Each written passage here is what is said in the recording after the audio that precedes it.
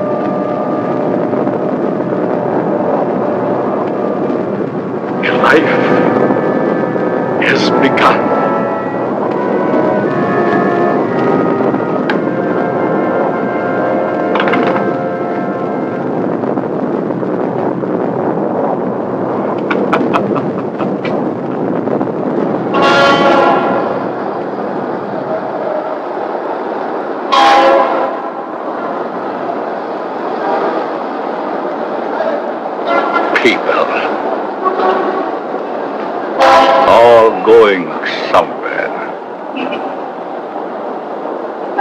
All with their own thoughts, their own ideas,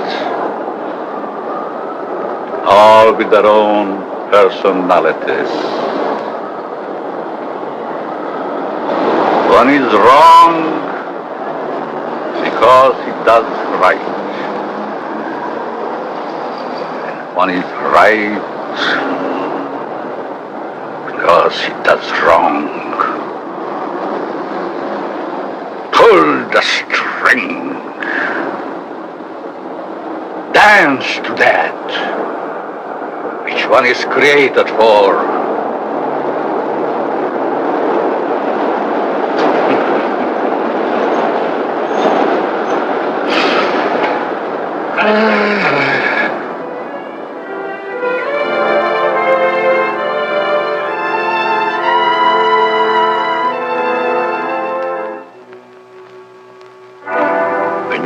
Day is begun.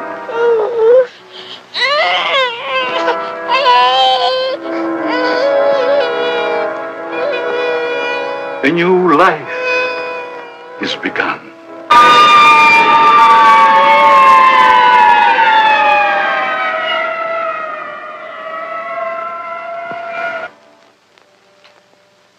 A life is ended.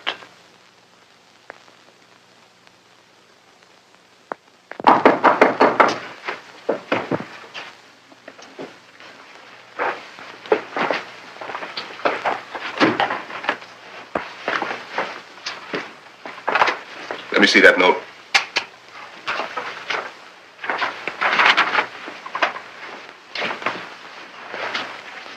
The records will tell the story.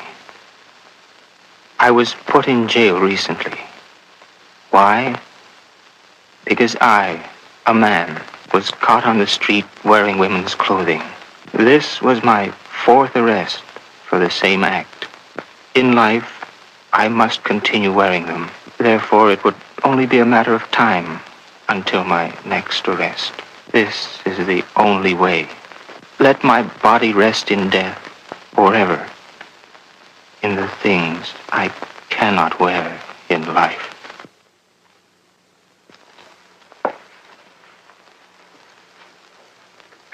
Inspector Warren is here to see you, Dr. Alton. Oh, yes. Show him in, Miss Stevens.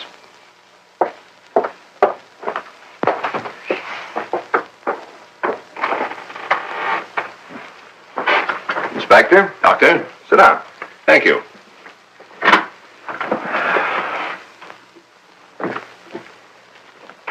You're a very busy man, Dr. Alton, I know. I appreciate this time you're giving me. Business or pleasure, Inspector? In a way, business. From policeman to inspector. 20 years of it. I guess I've seen everything there is for a policeman to see. Yet I wonder if we ever stop learning. Learning about which we see. Trying to learn more about an ounce of prevention. I'm a man who thrives on learning. We only have one life to live. We throw that one away. What is there left? Doctor, I'm hoping to learn something from you. And with that knowledge, maybe save some human from a fate which I just witnessed a few days ago. A 4-time loser. This type of case comes to me as well as yourself many times during the course of 1 month. The suicide? The suicide. Most of us have our idiosyncrasies. This fellow's was quite pronounced. Yes, but I wonder if it rated the death warrant it received. Well, that's why I'm here today, Doctor. What do we do about it? I've always heard you to be a hard-hearted policeman, Inspector. Isn't that what's thought of most policemen? The laws are written. The policeman is hired to see that those laws are enforced. We have a job to do. As in most jobs, there's always somebody who doesn't want that job to be done. In most factories today, the employer has put up suggestion boxes. Even the employer needs advice once in a while. I think in the case that we're referring to, I need advice. Maybe it shouldn't have happened as it did. But it did. Perhaps the next time we can prevent it. Let's get our story straight. You're referring to the suicide of the transvestite? If that's the word you men of medical science use for a man who wears woman's clothing, yes. Yes, in cold, technical language, that's the word. As unfriendly and as vicious as it may sound. However, in actuality, it's not an unfriendly word, nor is it vicious when you know the people to whom it pertains. Would this operation do these people any good? I understand you were quite prominent in a case that hit the headlines a few weeks ago. In some cases, yes, others, no. Well, the papers certainly had a field day with that one. Strange as it may seem, even though it was a field day, as you so aptly put it, it's not a new story. Sex change has been performed many times. Those whose sex can be changed, they're the easy ones. But what of those who so desperately want to be of the opposite sex, yet can't change their sex? Such as was the case with Patricia, the suicide. I'd like to understand this, Doctor, as best you can tell me. You can only fully understand the sex change by taking 2 entirely different cases. 2 men with exactly the same background, from childhood to manhood and on to their own decisions and destinations. I'd like to hear the story to the fullest. Only the infinity of the depths of a man's mind can really tell the story.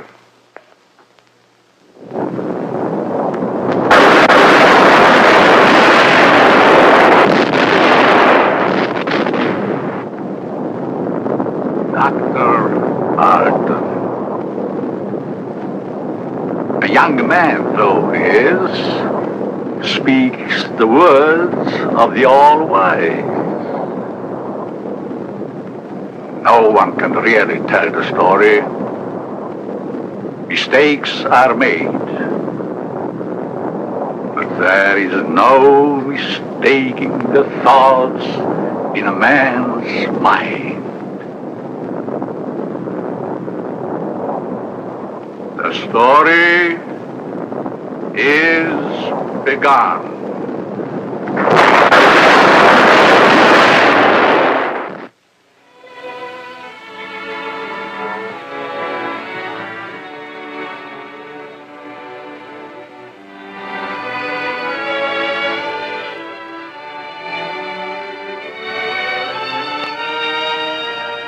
One might say, there, but for the grace of God, go I.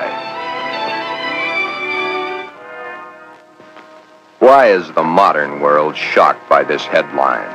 Why? Once, not so very long ago, the people of the world were saying, airplanes. Why, it's against the Creator's will. If the Creator wanted us to fly, He'd have given us wings. but we fly. Maybe some of you may still remember an even sillier remark. Automobiles? Bah. They scare the horses. If the Creator had meant for us to roll around the countryside, we'd have been born with wheels. Silly? Certainly. We were not born with wings. We were not born with wheels. But in the modern world of today, it's an accepted fact that we must have them. So we have corrected that which nature has not given us. Strangely enough, nature has given us all these things. We just had to learn how to put nature's elements together for our use, that's all. Yet, the world is shocked by a sex change. If the Creator had wanted us to fly, He'd have given us wings. If the Creator had meant us to roll around the countryside, we'd have been born with wheels. If the Creator had meant us to be boys, we certainly would have been born boys. If the Creator had meant us to be born girls, we certainly would have been born girls. Are we sure? Nature makes mistakes. It's proven every day.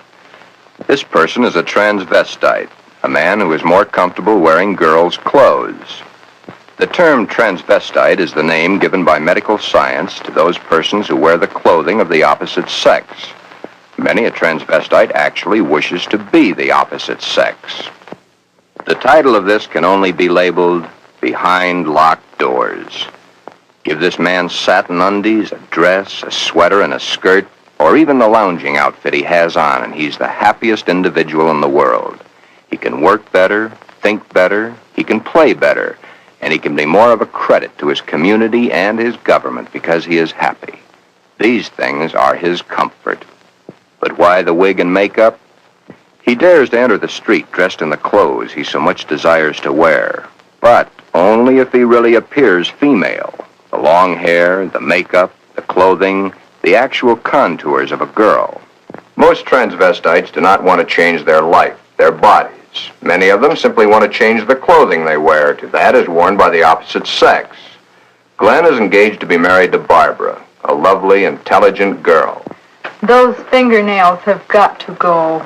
You know, I didn't realize they're as long as they are. My goodness, they're almost as long as mine. Maybe even prettier. We'll have to paint them sometime just for the fun of it. We'll trim them. That's for sure. You know, honey, you've invited me to dinner so many times in the last couple of months. It's almost like we're married already. I wish we were, darling. It's been a long year. For both of us. But now, my studies are through, college is concluded, and I'm free at last. Free? For the time being. Huh? Oh. How about joining me for an after-dinner drink? The living room? Mm-hmm.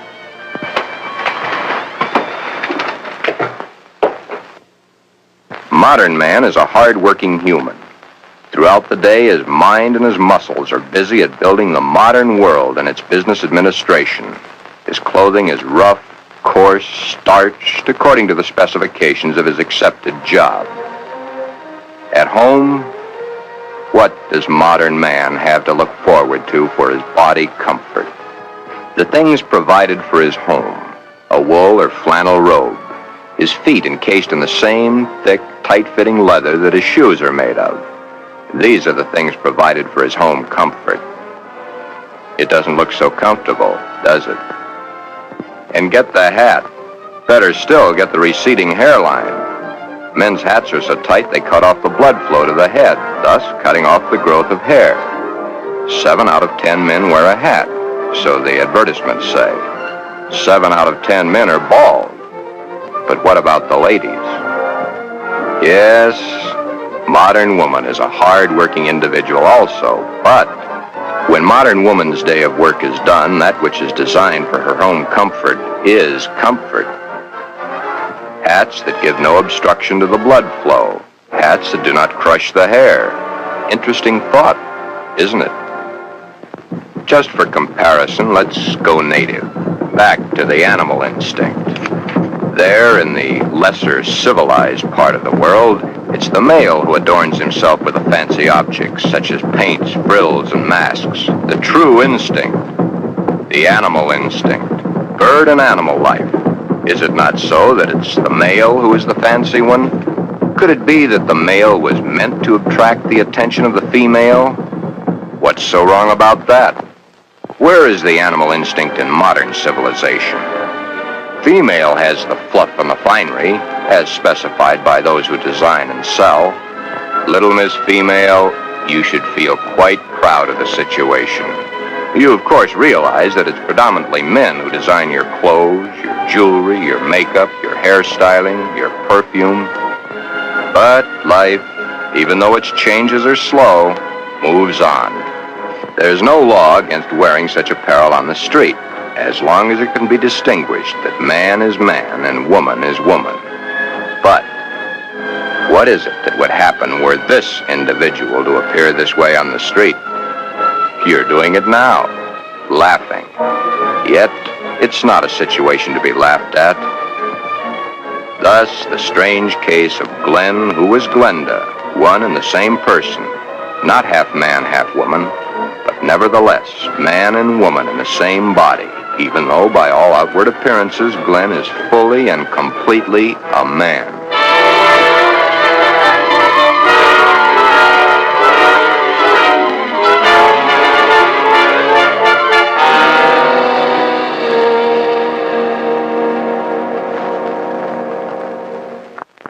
Sister, let me borrow her dress. You want to borrow your sister's dress? What for?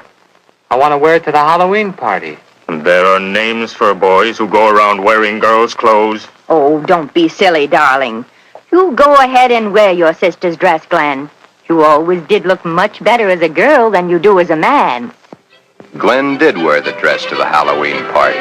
He even took first prize.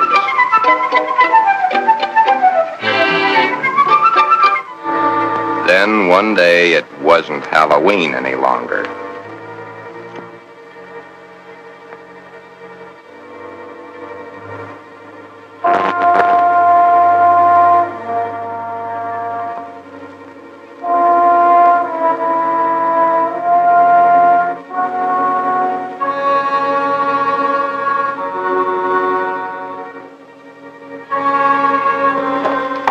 I wish I had the sight into such things to be able to advise you, Sheila. Maybe if you took the problem to a doctor. It's Glen that needs the doctor. But when things like this go wrong with someone so close and in your own family, it's so hard to believe. It's not really hard to believe.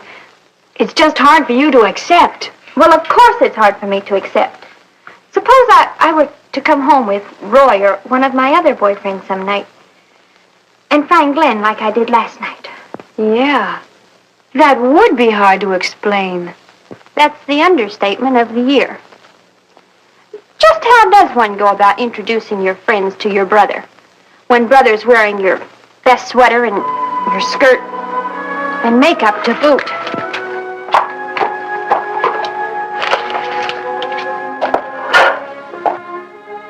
Glen is a transvestite, but he is not a homosexual. Transvestism is the term given by medical science to those persons who desperately wish to wear the clothing of the opposite sex, yet whose sex life in all instances remains quite normal. Would you be surprised if a tough individual was wearing pink satin undies under his rough exterior clothing? He is. Then there is your friend the milkman, who knows how to find comfort at home.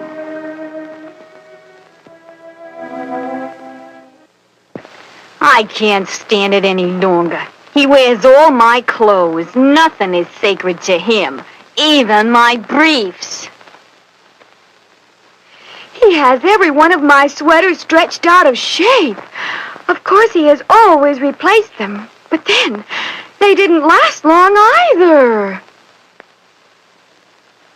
But, Your Honor, ruffles on his shirts and shorts.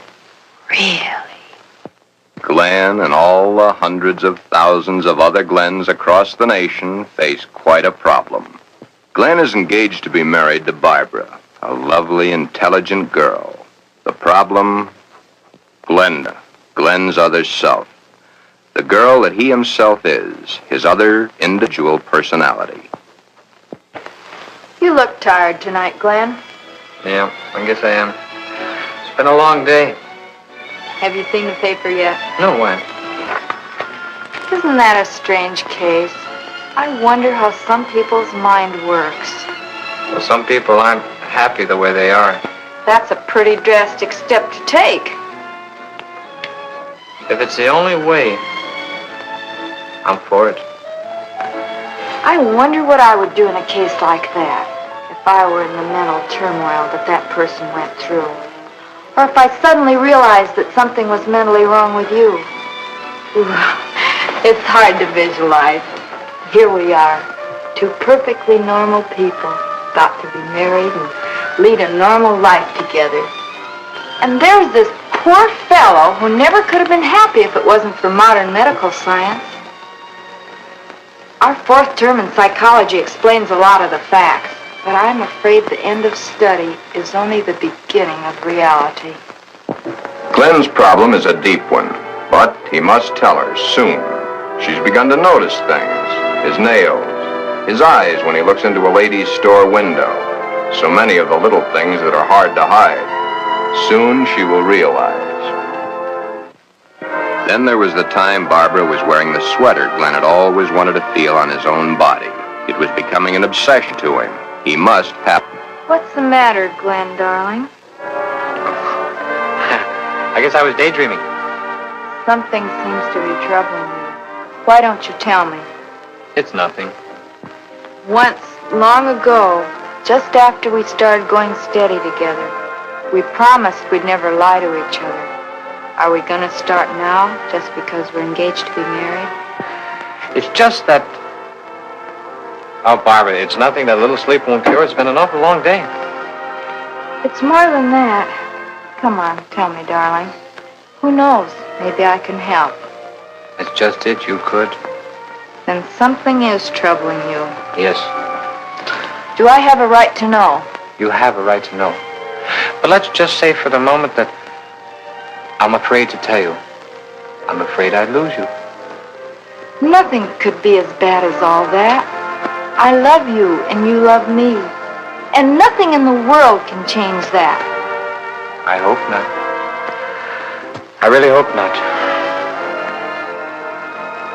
Glen, is it another woman?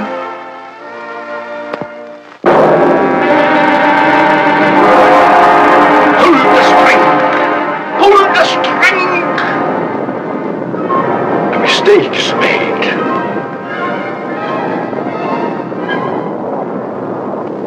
A story must be told.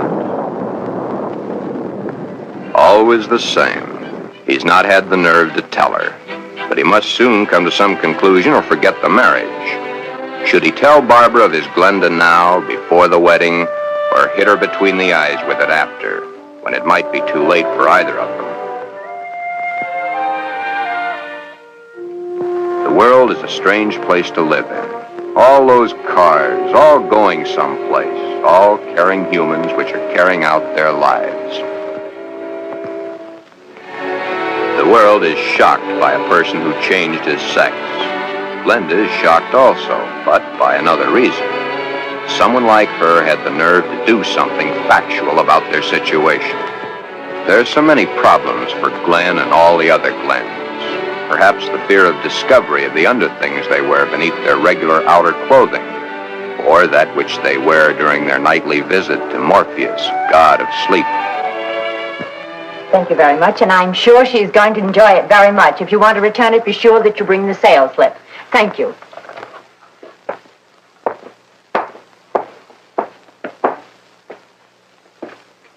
Can I help you, sir? Yeah. Let me see a 90. Oh, well, what size? 12. The color, the material? Black? I'm very sure. Just a minute. Well, we have this here. Would you like that? Something like this? Has lace? Yeah. Perhaps he admires the material too long. You can see how sheer the material really is. Yes. You see, it's all pure nylon and only $21.95. And of course, it will never snag.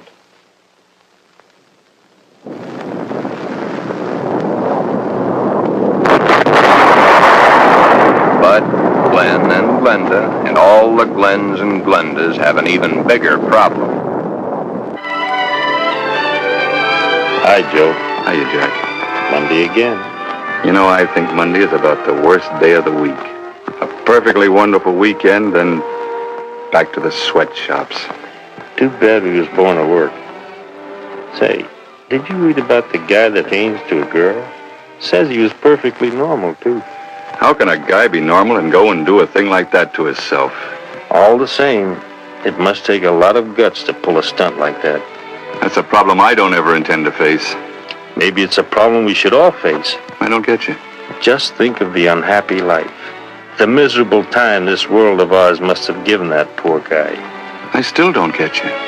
Now, here is a guy who wanted to be a girl. Supposing there had been no way to change.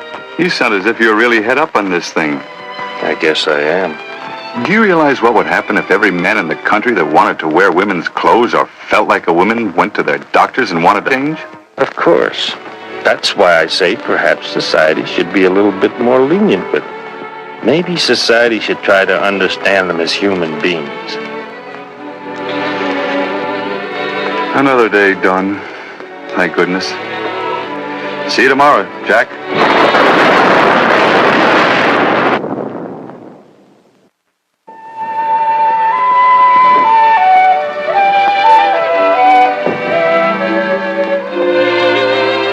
Hi, Glen. Hi, Johnny. Come on in and hit it right for the kitchen. I can't let that dinner burn. You know, I thought I was going to have to eat alone tonight. Well, you probably will because I've already eaten.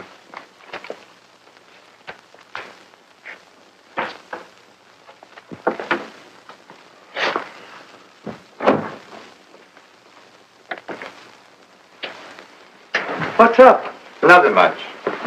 Say, you really look down in the dumps.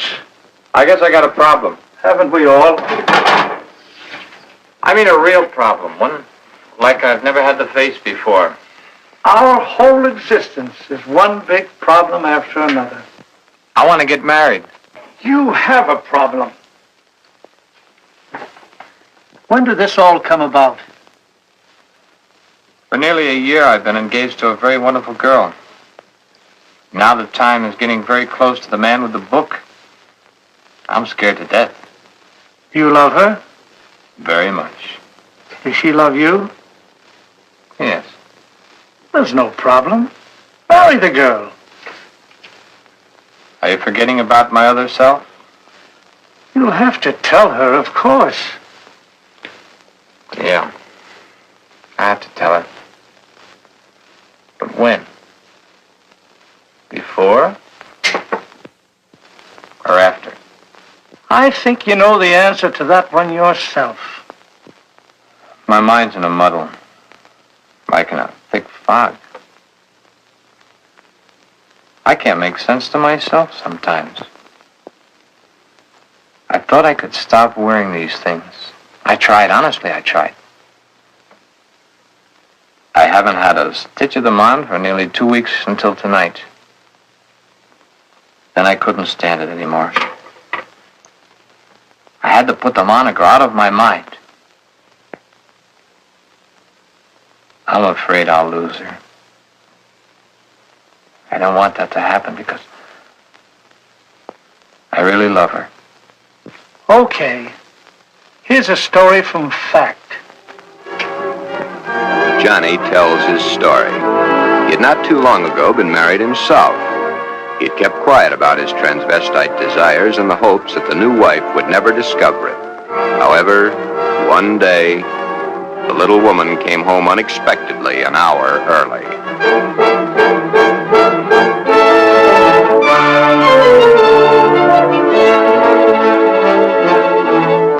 That marriage ended here. Will your problem be like mine? Most probably it will. Because her love hasn't been built up for such a thing. She, your wife, she will not have been taught enough about the problems to cope with it. Glenda must now make her decision, or forever forget the marriage to Barbara. Glenda should consult a competent psychiatrist, but then very few transvestites wish to change their strange desires. This is their life. To take it away from them might do as great a harm as taking away an arm or a leg, or life itself. Many even carry their transvestite desires to the grave with them. Yes, it is a problem. But Glenda, remember back almost a year ago when Glen and Barbara accepted each other? Okay. That's the 6th time you've said goodnight. I guess it is. Look. Come on over here a minute. What is it? Never mind, just sit down.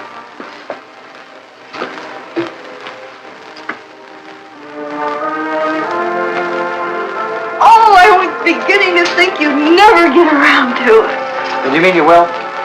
What do you think?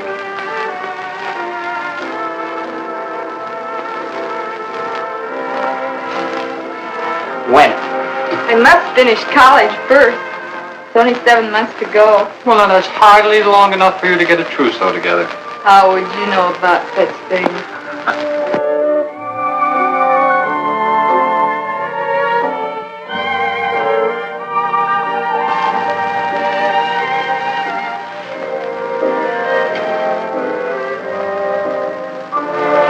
Glen, what's the matter? Huh? All of a sudden, you seem 1,000 miles off. Yes, I guess I was, huh? That's a mighty pretty dress you're wearing tonight. I wear my best to please you. You know, when you look at me, you just tie me in knots. I love to tie you in knots. Oh, I'll be so happy when these next few months are over. Some special reason? Of course. So you can stop kissing me goodbye at the door every night. Yes. So you can hold me close to you always. Yes. Then all you'll have to do is call and close your eyes to feel my lips on yours.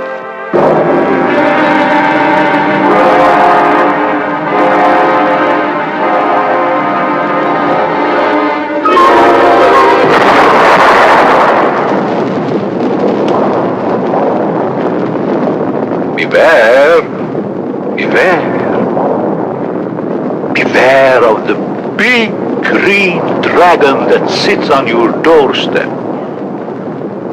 He eats little boys, puppy ducktails, and big fat snails. Beware. Take care. Beware.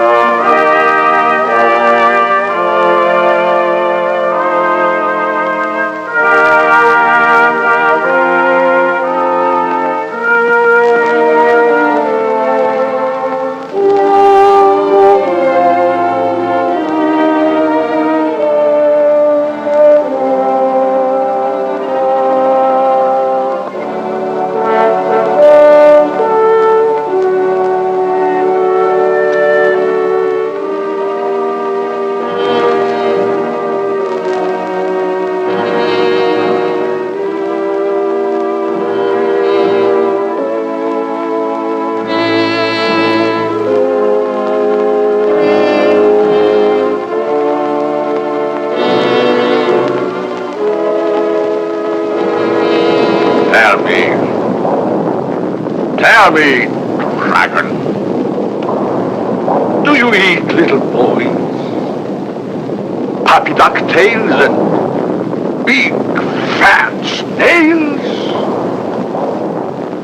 Puppy dog tail, puppy dog tail, puppy dog tail. Everything nice, everything nice.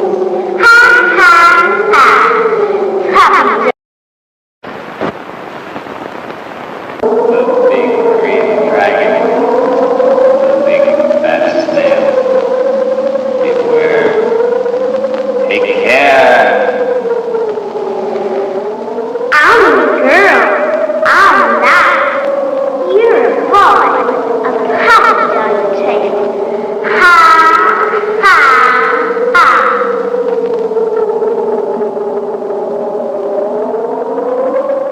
Everything nice. Puppy dog tail, puppy dog tail, puppy dog tail.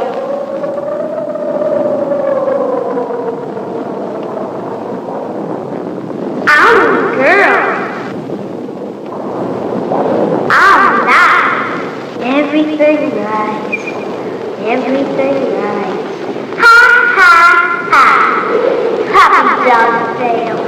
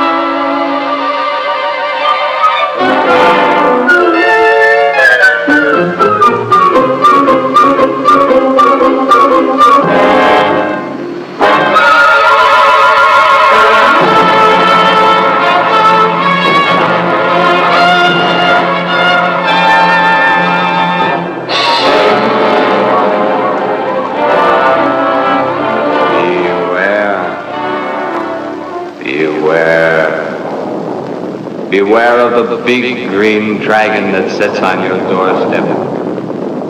He eats little boys, puppy dog tails, and big fat snails. Beware, take care. Beware.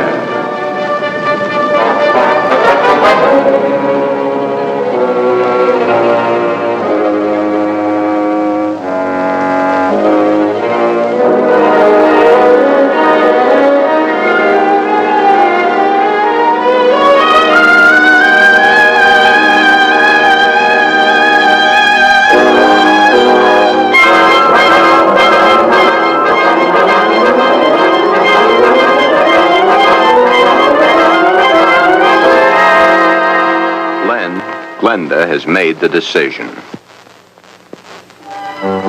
Glen has decided to tell Barbara of his dual personality. To tell her of the nighties and negligees, the sweaters and skirts, the robes and dresses, the stockings and the high-heeled shoes, the wig and the makeup. All that goes to make Glen into Glenda. He tells Barbara he cannot cheat her of the knowledge that she, as his fiancée, should possess. All the facts. He tells her softly, hurriedly at first, then slowly as he becomes more technical.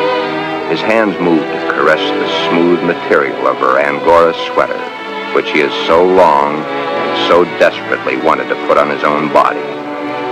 He tells of this to her, and she looks to the sweater and to his hand. Then, when it is all over and that much of the story he knows is told, Barbara is not sure of her own thoughts. That's about it, darling. I wanted to tell you for a long, long time, but just couldn't bring myself to do it. I've been too much afraid of losing you.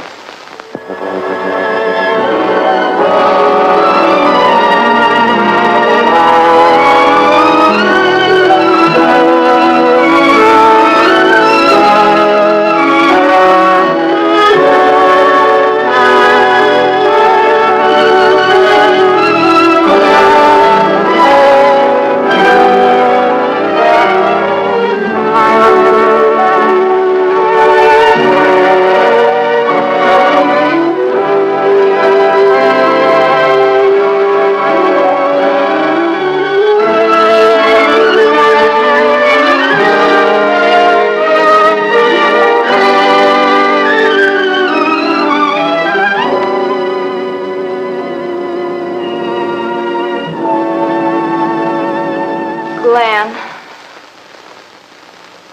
I don't fully understand this, but maybe together we can work it out.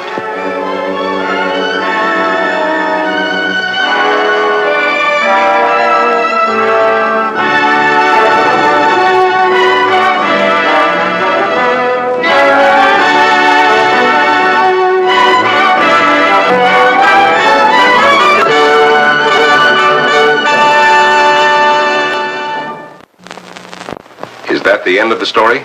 Not quite. I'll get back to it in a minute. Glen's case is really the lesser advanced type cases. The second case is an extremely advanced one. However, I'll get to that in a moment. First, you must realize that each transvestite the world over has his own particular problem. Each case must be handled individually according to the person, his past life, and his problem. And he isn't a hermaphrodite? No more than he's a pseudo-hermaphrodite. Glen's case was entirely of his mind, brought on by the environment of his early youth. What about their children, Doctor? Would their children become the same way their father is? No. Transvestism is not hereditary. Well, what makes these men want to wear girls' clothes? Many things. But as I've said before, it usually starts in early childhood from one cause or another. Technically, each case has the same beginning, just a different set of circumstances. Are any of them actually cured? Oh, yes, many, many of them. Once the source of supply is found, it can be stopped, unless the patient refuses to cut off that source of supply. Then the way I get it, this Glen and the character he created, much as an author creates a character in a book, was invented as a love object to take the place of the love he never received in his early youth through lack of it from his parents. The character was created and dressed and lives the life the author designs for him to live, and dies only when the author wants him to die. Correct. Except that for the character Glenda to die, the elements must be right. But to enlighten you a little further, there's the second story, that of an extremely advanced case. Let's call this person Alan, Ann. Alan had a mother who wanted a little girl. The father didn't care much one way or the other. Alan did not enter the competitive sports that the other boys of the school did. However, he was an extremely studious boy and always had above-average marks in his subjects. Yet sports, girls' sports, he always was interested in. But he was rejected by the girls and also rejected by the boys. It seems he belonged to neither of them. After school, Alan would go home to find the mother who had always wanted a girl and the father who didn't care one way or the other. He enjoyed doing the woman's work around the house. Alan was becoming a woman and didn't realize it. A woman in mind only, but the mind rules. Then came the fateful year of 1941. Alan was drafted. He was accepted. In the Army, he successfully passed his vigorous training. Did not like it, but then there were the weekends for his particular diversions. On his weekend passes, he would go to the nearest town where he had a suitcase checked in a public locker. In the suitcase, he had the things he loved to wear, that which made his body appear to be what his mind believed it was. Then the day of embarkation came. But wherever Alan went, the suitcase was sure to go.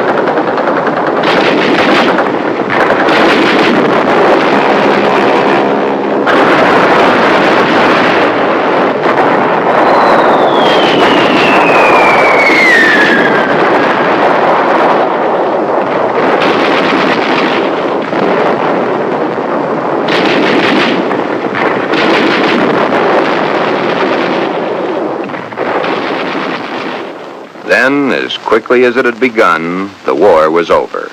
Alan came home. Alan had learned all the terms directed at men like himself, but no one had found out his aversion. He was honorably discharged from the service at the end of the war. He had received the Silver Star and the Bronze Star for gallantry in action.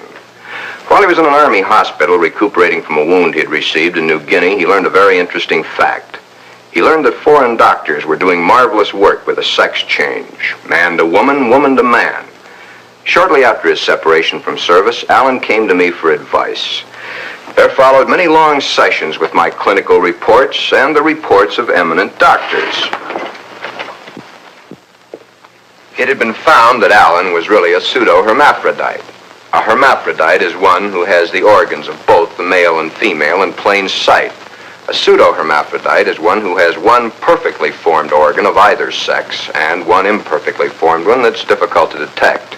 Alan was of the latter.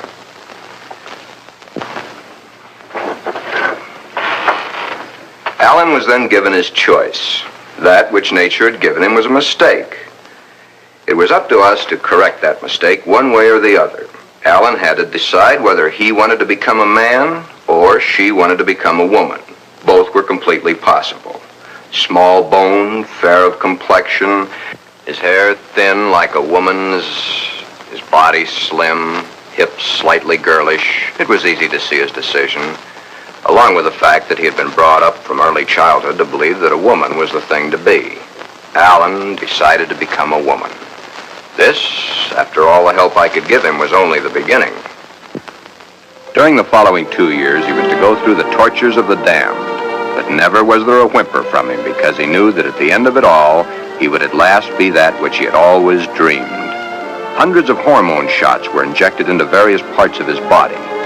Alan's face was worked on with plastic surgery to smooth out the female elements. Long, tedious hours of work. The big day, or the starting of many big days, for it was to take many. The series of operations are performed slowly and at intervals to prevent any unnecessary shock to the nervous system. Still, the hormone shots continue, day after day, week after week, month after month. And even then, when the operation is over, the sex is changed, the shots must continue as long as Alan lives.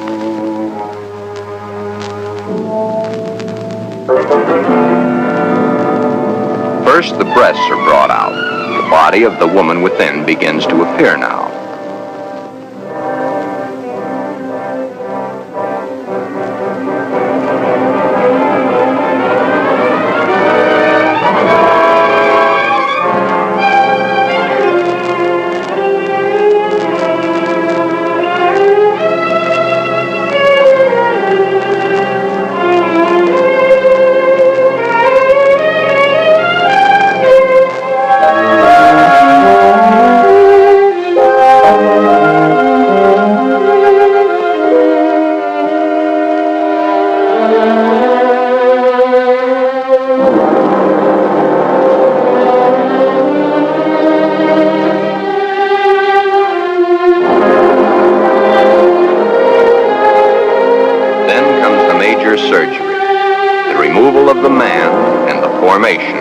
the woman.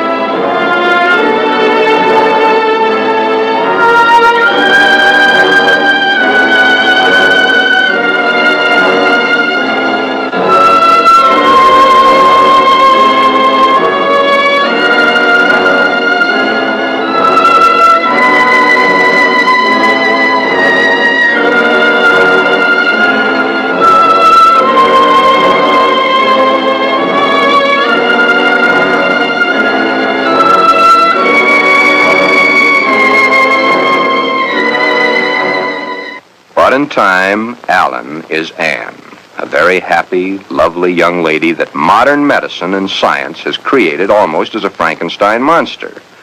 The newspapers heard of it and hit the story with their usual fullness. If the newspapers had not gotten hold of the story, it would have gone untold, unnoticed as so many others in medical history. The sex change has been performed hundreds of times. However, right here, in this particular sex switch, it's not the end. Acting the woman and being the woman are two entirely different things. Alan had all his life acted the part of the woman. Now he is that woman and must learn how it's done. Anne must learn how to do her own hair, how to make the correct styling for her facial contours. The proper walk must be adopted. A lady is a lady, whatever the case may be. Continuing my own psychiatric treatment, it was my duty now to explain to Anne the duty of a woman and her. Alan, of course, had known the man's, but he was soon to realize he knew very little about a woman's. Yet, through it all, Anne loved every minute of it. Anne was indeed meant to be a woman, and now that the sex change had been completed, Anne was a very happy woman, and a woman who was eager to learn, and now was accepted by society. A woman born at the age of 24, in a world that for 24 years she had seen as a man, but a woman who now would, and was properly instructed in how to accept, a woman's world. Thus, this case, which has a happy ending, is due entirely to the corrections made by medical science. I've had several such cases. In fact, in my 20 years of practice, I've been prominent in 7. However, my colleagues have had hundreds. Then you believe that the Glen of the first story should have the sex change? In Glen's case, no. No, indeed. Glen would never be happy with a sex change. The Alan of your story ended happy? I'll tell it to you exactly as I told it to them. Shortly after Glen told Barbara of his love for girls' clothing, he started treatments with me. On the last treatment, both he and Barbara came to me. I told him the same story of Alan, Anne, as I've told it to you, Inspector. Anne was a pseudo-hermaphrodite. Even though one of the sexes was imperfect, she had the organs and the characteristics of both the male and female. Glen's case is an entirely different type of case. Remember I said, no matter what the case, it's a different thing. A new problem to be looked into, then solved. A new challenge to the psychoanalysis. Glen's body holds only one sex, that of the male. In all our talks, I've learned these pertinent facts. Glen's father had no love for his son. His father wanted Glen to be a football hero or a baseball player so that he could brag to his cronies down at the corner saloon as his cronies bragged to him about their own sons. Thus, the ruse of Glen's fictitious character. He invented it when he could find no love from his mother and no love from his father. His mother had hated her own father. Glen reminded her of her father. Therefore, she gave all her affection, love, and attention to her daughter. Glen then decided also to become a daughter. Glen, you can kill this fictitious character of yours anytime you wish. For your happy ending, it's the only way. Then you think I can kill this second character by transferring her qualities to Barbara? Exactly. But as the author and his character, the elements must be right. It's up to you, Barbara. You must take the place, give the love, and accept the facts that Glenda has always accepted. If you love each other as you now believe you do, well, it'll be a hard job. but you'll enjoy doing the job. Should I let him continue to wear girls' clothing? Or should I put my foot down? If you put your foot down, he'd only go behind closed doors.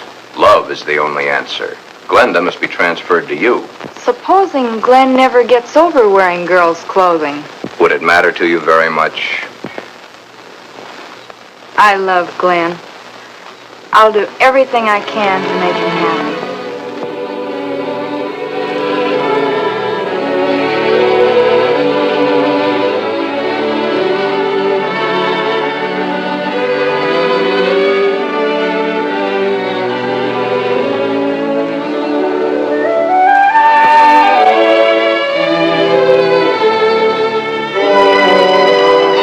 The end is only the beginning. Time passes. Soon, due to a happily married life, the remembrance of the psychiatric treatments, and Barbara's love and understanding, Glenda begins to disappear forever from Glen. Glen has found his mother, his little sister, his wife, and his Glenda all in one lovely package. Thus, Glen's case has a happy conclusion. Therefore, two entirely different cases, handled in two entirely different ways, have a happy ending. Yeah, those two. But what of the hundreds of other less fortunate Glens the world over?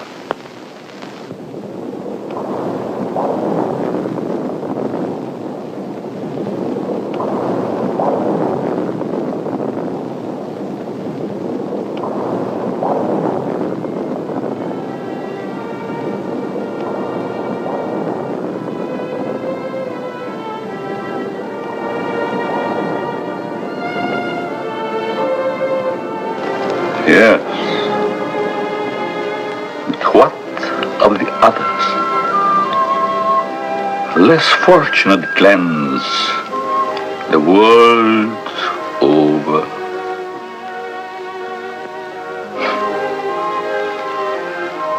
Oh, snips and snails and puppy dog tails.